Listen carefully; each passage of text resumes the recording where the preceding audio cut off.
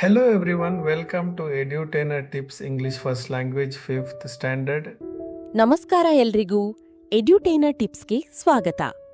ಕನ್ನಡ ಪ್ರಥಮ ಭಾಷೆ 5ನೇ ತರಗತಿ. Lesson Not to the Nuclear Test. Pre-reading activity. Do you enjoy your grandparents' company? Do your grandparents stay with you or do they stay in a different place? Do you visit them often? Do they help you in your schoolwork? Discuss these questions with your friends and collect their opinions. ಪಾಠ 2. Nuclear test, ಸಣ್ಣ ಕುಟುಂಬದ ಪರೀಕ್ಷೆ. ಪೂರ್ವ ಓದು ಚಟುವಟಿಕೆ. ನಿಮಗೆ ನಿಮ್ಮ ಅಜ್ಜ ಅಜ್ಜಿಯರ ಜೊತೆ ಸಮಯ ಕಳೆಯುವುದು ಇಷ್ಟವೇ? ನಿಮ್ಮ ಅಜ್ಜ ಅಜ್ಜಿಯರು ನಿಮ್ಮೊಂದಿಗೆ ವಾಸಿಸುತ್ತಾರೆಯೇ ಅಥವಾ ಬೇರೆ ಸ್ಥಳದಲ್ಲಿ ವಾಸಿಸುತ್ತಾರೆಯೇ? ನೀವು ಅವರನ್ನು ಆಗಾಗ್ಗೆ ಭೇಟಿ ಮಾಡುತ್ತೀರಾ? ಅವರು ನಿಮ್ಮ ಶಾಲೆಯ ಕೆಲಸಗಳಲ್ಲಿ ನಿಮಗೆ ಸಹಾಯ ಮಾಡುತ್ತಾರೆಯೇ? ಈ ಪ್ರಶ್ನೆಗಳ ಬಗ್ಗೆ ನಿಮ್ಮ ಸ್ನೇಹಿತರೊಂದಿಗೆ ಚರ್ಚಿಸಿ ಮತ್ತು ಅವರ ಅಭಿಪ್ರಾಯಗಳನ್ನು ಸಂಗ್ರಹಿಸಿ. Amma, why are you removing all my things from the cupboard? Anjali asked in a voice which sounded like she was ready for a fight. ಅಮ್ಮ, ನನ್ನ ಕಪಾಟಿನಿಂದ ನನ್ನ ಎಲ್ಲಾ ವಸ್ತುಗಳನ್ನು ಏಕೆ ತೆಗೆದುಹಾಕುತ್ತಿದ್ದೀಯಾ ಎಂದು ಅಂಜಲಿ ಜಗಳಕ್ಕೆ ಸಿದ್ಧಳಾಗಿರುವಂತೆ ಕೇಳಿದಳು. You already know, Anjali, Dada and Daddy are going to need some place for keeping their things, her mother replied firmly. Anjali, ನಿನಗೆ ಈಗಾಗಲೇ ಗೊತ್ತಿದೆ, ಅಜ್ಜ ಮತ್ತು ಅಜ್ಜಿಗೆ ತಮ್ಮ ವಸ್ತುಗಳನ್ನು ಇಡಲು ಸ್ವಲ್ಪ ಜಾಗ ಬೇಕಾಗ್ತದೆ ಎಂದು ಅವಳ ತಾಯಿ ದೃಢವಾಗಿ ಉತ್ತರಿಸಿದಳು. But ma, where will my things go? This has been my room since I was a baby. Why should I give up everything just because Dada and Daddy are coming to live with us? Cried Anjali. ಆದರೆ ಅಮ್ಮ, ನನ್ನ ವಸ್ತುಗಳು ಎಲ್ಲಿಗೆ ಹೋಗ್ತವೆ? ನಾನು ಚಿಕ್ಕ ಮಗುವಾಗಿದ್ದಾಗಿನಿಂದಲೂ ಇದು ನನ್ನ ಕೋಣೆ. ಅಜ್ಜ ಮತ್ತು ಅಜ್ಜಿ ನಮ್ಮೊಂದಿಗೆ ವಾಸಕ್ಕೆ ಬರುತ್ತಿದ್ದಾರೆ ಎಂಬ ಕಾರಣಕ್ಕೆ ನಾನು ನನ್ನ ಎಲ್ಲವನ್ನೂ ಏಕೆ ಬಿಟ್ಟುಕೊಡಬೇಕು ಎಂದು ಅಂಜಲಿ ಅಳುತ್ತಾ ಕೇಳಿದಳು. Come on, Anju, you are not giving up everything. You are only going to sleep on the couch in the hall instead of in this room, and your things can be accommodated elsewhere, replied her mother, trying to be sensitive but feeling rather exasperated with her daughter's endless objections. ಬಾ ಅಂಜು, ನೀನು ಎಲ್ಲವನ್ನೂ ಬಿಟ್ಟುಕೊಡ್ತಿಲ್ಲ. ಈ ಕೋಣೆಯ ಬದಲು ಹಾಲ್ನಲ್ಲಿರುವ ಸೋಫಾದ ಮೇಲೆ ಮಲಗಬೇಕಷ್ಟೇ. ನಿನ್ನ ವಸ್ತುಗಳನ್ನು ಬೇರೆಡೆ ಇಡಬಹುದು ಎಂದು ಅವಳ ತಾಯಿ ಉತ್ತರಿಸಿದಳು. ತನ್ನ ಮಗಳ ನಿರಂತರ ಆಕ್ಷೇಪಣೆಗಳಿಂದ ಬೇಸರಗೊಂಡಿದ್ದರೂ ಅವಳ ಭಾವನೆಗಳನ್ನು ಅರ್ಥ ಮಾಡಿಕೊಳ್ಳಲು ಪ್ರಯತ್ನಿಸುತ್ತಿದ್ದಳು. This is how it had been ever since Anjali had been told that her grandparents would be living with them from now on. They had recently sold off all their land in the little village where they had lived most of their life. Dada was nudging 70 now and was too old to be able to run the farm all by himself. He had promised he would not leave his beloved land till he dies, but he was finding it more and more difficult to live there alone. All his children had migrated to the cities. 2 of Anjali's Hachajis were abroad. Only Papa lived in Pune, while Rita Bua was in Delhi. Dada had been persuaded by Anjali's father to come and live with them. Papa wanted all of them to be together as a joint family. He could then take care of his aging parents. ಅಜ್ಜ ಅಜ್ಜಿ ಇನ್ನು ಮುಂದೆ ತಮ್ಮೊಂದಿಗೆ ವಾಸಿಸುತ್ತಾರೆ ಎಂದು ಅಂಜಲಿಗೆ ತಿಳಿಸಿದ ದಿನದಿಂದಲೇ ಅವಳ ವರ್ತನೆ ಹೀಗೆಯೇ ಇತ್ತು. ಅವರು ತಮ್ಮ ಜೀವನದ ಬಹುಭಾಗವನ್ನು ಕಳೆದಿದ್ದ ಚಿಕ್ಕ ಹಳ್ಳಿಯಲ್ಲಿದ್ದ ತಮ್ಮ ಎಲ್ಲಾ ಜಮೀನನ್ನೂ ಇತ್ತೀಚೆಗೆ ಮಾರಿದ್ದರು. ಅಜ್ಜನಿಗೆ ಈಗ ಸುಮಾರು 70 ವರ್ಷ ವಯಸ್ಸಾಗಿತ್ತು ಮತ್ತು ಒಬ್ಬರೇ ಕೃಷಿ ನಡೆಸಲು ಅವರು ತುಂಬಾ ವಯಸ್ಸಾಗಿದ್ದರು. ಸಾಯುವವರೆಗೂ ತನ್ನ ಪ್ರೀತಿಯ ಭೂಮಿಯನ್ನು ಬಿಡುವುದಿಲ್ಲ ಎಂದು ಅವರು ಮಾತು ಕೊಟ್ಟಿದ್ದರೂ ಅಲ್ಲಿ ಒಬ್ಬರೇ ವಾಸಿಸುವುದು ದಿನದಿಂದ ದಿನಕ್ಕೆ ಹೆಚ್ಚು ಕಷ್ಟವಾಗುತ್ತಿತ್ತು. ಅವರ ಎಲ್ಲಾ ಮಕ್ಕಳು ನಗರಗಳಿಗೆ ವಲಸಿ ಹೋಗಿದ್ದರು. ಅಂಜಲಿಯ 2 ಚಿಕ್ಕಪ್ಪಂದಿರು ವಿದೇಶದಲ್ಲಿದ್ದರು. ಅವಳ ತಂದೆ ಮಾತ್ರ ಪುಣೆಯಲ್ಲಿ ವಾಸಿಸುತ್ತಿದ್ದರು. ರೀಟಾ ಅತ್ತಿ ದೆಹಲಿಯಲ್ಲಿದ್ದರು. ಅಂಜಲಿಯ ತಂದೆ ಅಜ್ಜನನ್ನು ತಮ್ಮೊಂದಿಗೆ ಬಂದು ವಾಸಿಸಲು ಮನವೊಲಿಸಿದ್ದರು. ಅವರು ಎಲ್ಲರೂ ಒಟ್ಟಾಗಿ ಜಂಟಿ ಕುಟುಂಬವಾಗಿ ಬದುಕಬೇಕೆಂದು ಬಯಸಿದ್ದರು. ಆಗ ಅವರು ತಮ್ಮ ವಯೋವೃದ್ಧ ತಂದೆ ತಾಯಿಯನ್ನು ಚೆನ್ನಾಗಿ ನೋಡಿಕೊಳ್ಳಲು ಸಾಧ್ಯವಾಗುತ್ತಿತ್ತು. Of course, Anjali enjoyed meeting her grandparents during her holidays, but that did not mean she was going to be happy giving up her room for them. Anjali was an only child. Never in her life had she liked sharing anything, and she wasn't ready to change now. ಖಂಡಿತವಾಗಿಯೂ ರಜಾದಿನಗಳಲ್ಲಿ ಅಜ್ಜ ಅಜ್ಜಿಯರನ್ನು ಭೇಟಿಯಾಗುವುದು ಅಂಜಲಿಗೆ ತುಂಬಾ ಇಷ್ಟವಾಗಿತ್ತು. ಆದ್ರೆ ಅದರಿಂದ ಅವರಿಗಾಗಿ ತನ್ನ ಕೋಣೆಯನ್ನು ಬಿಟ್ಟುಕೊಡಲು ಅವಳು ಸಂತೋಷಪಡುತ್ತಾಳೆ ಎಂದರ್ಥವಲ್ಲ. ಅಂಜಲಿ ಒಬ್ಬಳೇ ಮಗಳು. ತನ್ನ ಜೀವನದಲ್ಲಿ ಯಾವುದನ್ನೂ ಹಂಚಿಕೊಳ್ಳುವುದನ್ನು ಅವಳು ಎಂದಿಗೂ ಇಷ್ಟಪಡಿರಲಿಲ್ಲ ಮತ್ತು ಈಗಲೂ ತನ್ನ ಸ್ವಭಾವವನ್ನು ಬದಲಿಸಿಕೊಳ್ಳಲು ಸಿದ್ಧಳಿರಲಿಲ್ಲ. And so it was that when her grandparents came, Anjali was fussy, irritating, and British worst. She made a big hue and cry over how she had lost her room. When she wasn't making rude comments, she would not talk much and pretended to be glued to her favorite program on the TV. She was not very polite and complained, though not directly, for she was afraid of her father's wrath. ಹೀಗಾಗಿ ಅಜ್ಜ ಅಜ್ಜಿ ಬಂದ ನಂತರ ಅಂಜಲಿ ತುಂಬಾ ಹಠಮಾರಿ, ಕಿರಿಕಿರಿ ಉಂಟುಮಾಡುವ ಮತ್ತು ಕೆಟ್ಟ ವರ್ತನೆಯ ಹುಡುಗಿಯಾಗಿ ವರ್ತಿಸುತ್ತಿದ್ದಳು. ತನ್ನ ಕೋಣೆಯನ್ನು ಕಳೆದುಕೊಂಡಿರುವುದರ ಬಗ್ಗೆ ದೊಡ್ಡ ಗಲಾಟೆಯನ್ನೇ ಮಾಡುತ್ತಿದ್ದಳು.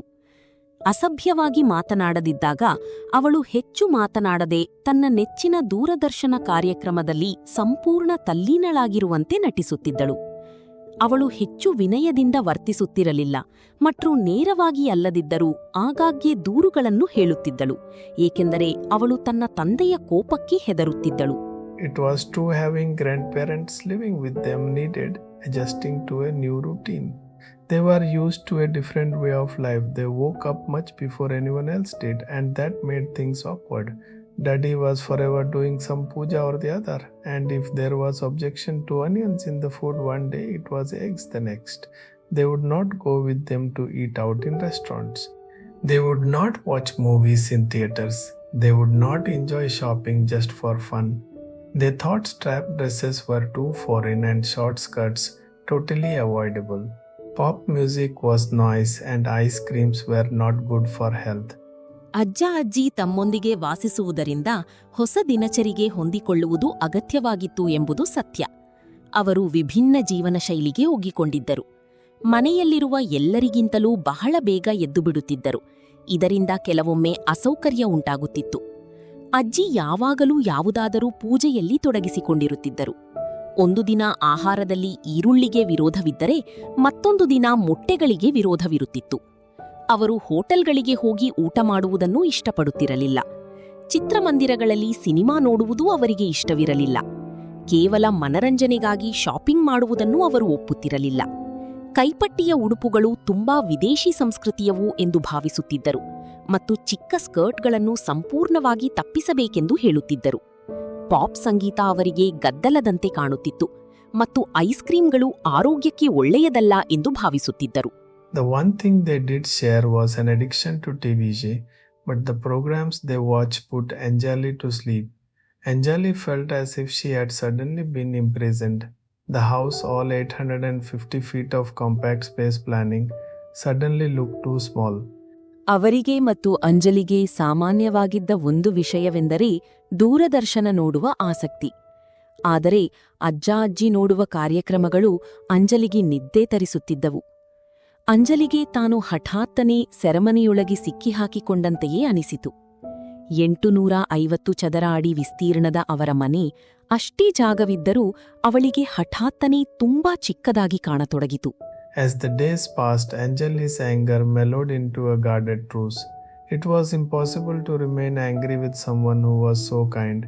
Daddy stopped commenting on her clothes and even bought her a pretty t-shirt when they went sightseeing.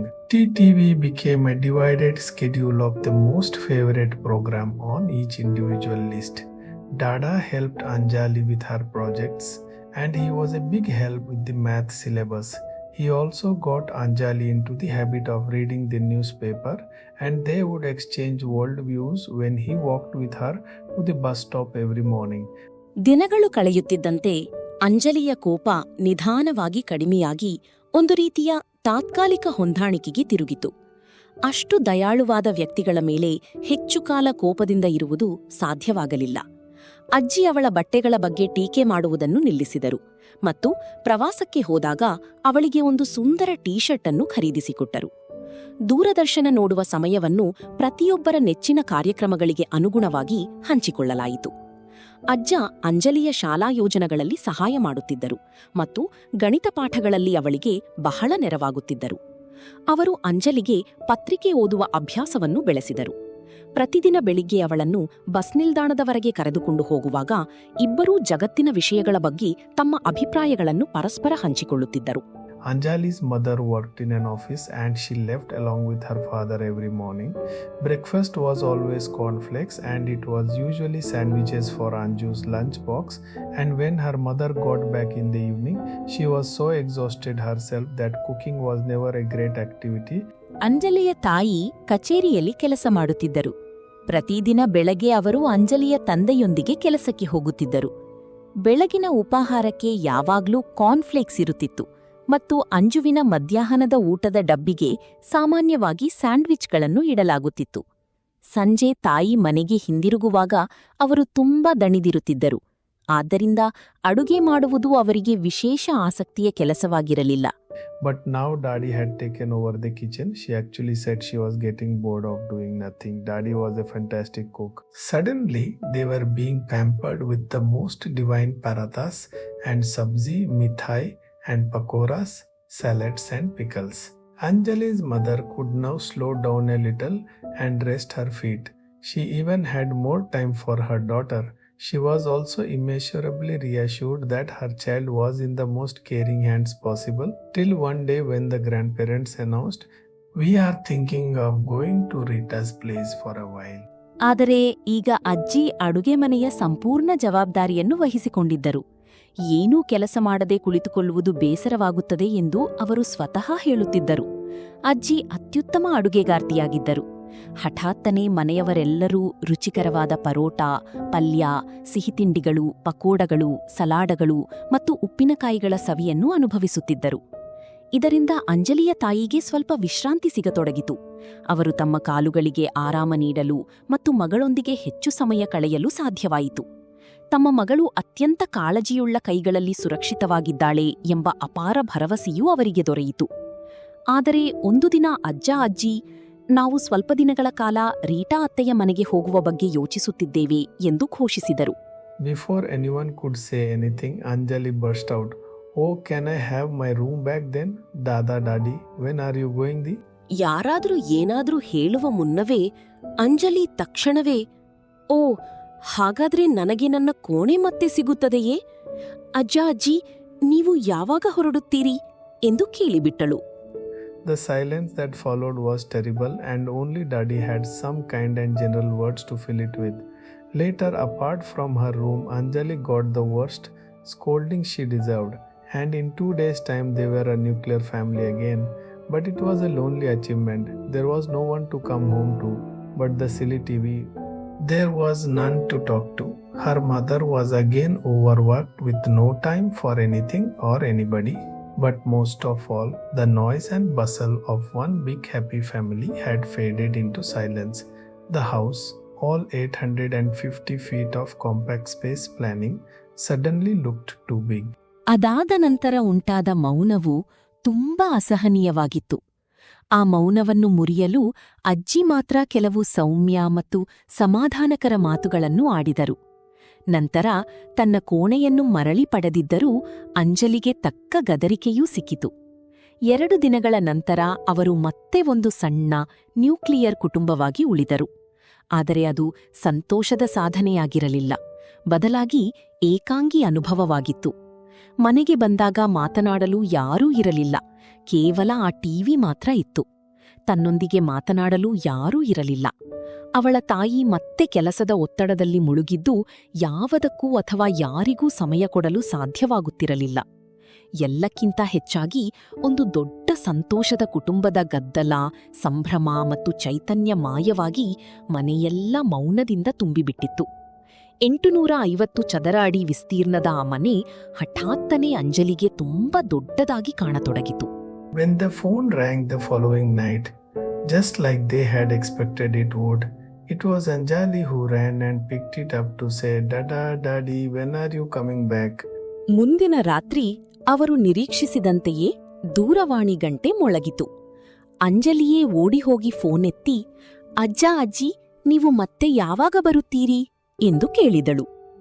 Glossary coach, a long, comfortable seat. Exasperated, irritated, nudging, push gently, migrate, move from one place to another, abroad, a foreign country, persuaded, urge, fussy, difficult to please, Aglias British, badly behaved child, Revrad, anger, awkward, lacking in grace, imprisoned, caged, addiction here, strong attraction, mellowed here, softened, Agliatrus, temporary deal, hint of apology, feeling sorry, hue and cry, loud fuss, immeasurably assured, very certain. ಶಬ್ದಕೋಶ glossary couch ಉದ್ದವಾದ ಆರಾಮದಾಯಕ ಆಸನ sofa ಕಿರಿಕಿರಿಗೊಂಡ ಎಕ್ಸಾಸ್ಪಿರೇಟೆಡ್ ತುಂಬಾ ಬೇಸರಗೊಂಡ ಅಸಹನೀಯಗೊಂಡ ಮೆಲ್ಲಗೆ ತಳ್ಳುವುದು ನಜ್ಜಿಂಗ್ ನಿಧಾನವಾಗಿ ಅಥವಾ ಸೌಮ್ಯವಾಗಿ ತಳ್ಳುವುದು ವಲಸೆ ಹೋಗುವುದು ಮೈಗ್ರೇಟ್ ಒಂದು ಸ್ಥಳದಿಂದ ಮತ್ತೊಂದು ಸ್ಥಳಕ್ಕೆ ಸ್ಥಳಾಂತರಗೊಳ್ಳುವುದು ವಿದೇಶ ಪರದೇಶ ಬೇರೆ ದೇಶ ಮನವೊಲಿಸಿದ ಪರ್ಸ್ವೀಡೆಡ್ ಒಪ್ಪುವಂತೆ ಮಾಡಿದ ಪ್ರೇರೇಪಿಸಿದ ಹಠಮಾರಿ ಫಸಿ ಸುಲಭವಾಗಿ ತೃಪ್ತಿಪಡಿಸಲಾಗದ ಕೆಟ್ಟ ವರ್ತನೆಯ ಮಗು ಬ್ರಾಟಿಷ್ ಅಸಭ್ಯವಾಗಿ ಮತ್ತು ಹಠದಿಂದ ವರ್ತಿಸುವ ಮಗು ಕೋಪ ರಾತ್ ರೋಷ ಆಕ್ರೋಶ ಅಸಹಜ ಆಕ್ವರ್ಡ್ ಮುಜುಗರದ ಸುಗಮವಲ್ಲದ ಸೆರೆಹಿಡಿದ ಇಂಪ್ರಿಸೆಂಟ್ ಬಂಧಿಸಿದ ಪಂಜರದಲ್ಲಿ ಹಾಕಿದ ಅತಿಯಾದ ಆಸಕ್ತಿ ಅಡಿಕ್ಷನ್ ಇಲ್ಲಿ ಬಲವಾದ ಆಕರ್ಷಣೆ ಮೃದುಗೊಂಡ ಮೆಲೋಡ್ ಇಲ್ಲಿ ಶಾಂತಗೊಂಡ ಕೋಪ ಕಡಿಮೆಯಾದ ತಾತ್ಕಾಲಿಕ ಒಪ್ಪಂದ ಟ್ರೂಸ್ ತಾತ್ಕಾಲಿಕ ಸಂಧಾನ ಕ್ಷಮೆಯ ಭಾವನೆ ಹಿಂಟ್ ಆಫ್ ಅಪಾಲಜಿ ವಿಷಾದ ಅಥವಾ ಪಶ್ಚಾತ್ತಾಪದ ಸೂಚನೆ ದೊಡ್ಡ ಗಲಾಟಿ ಹ್ಯೂ ಅಂಡ್ ಕ್ರೈ ಜೋರಾಗಿ ಮಾಡಿದ ಗದ್ದಲ ಅಥವಾ ಗೋಗರೆಯಾಟ ಅಪಾರ ಭರವಸೆ ಇಮ್ಮೆಷರಬ್ಲಿ ಅಶ್ಯೂರ್ಡ್ ಸಂಪೂರ್ಣ ನಂಬಿಕೆ ಹೊಂದಿದ ಅತ್ಯಂತ ಖಚಿತವಾದ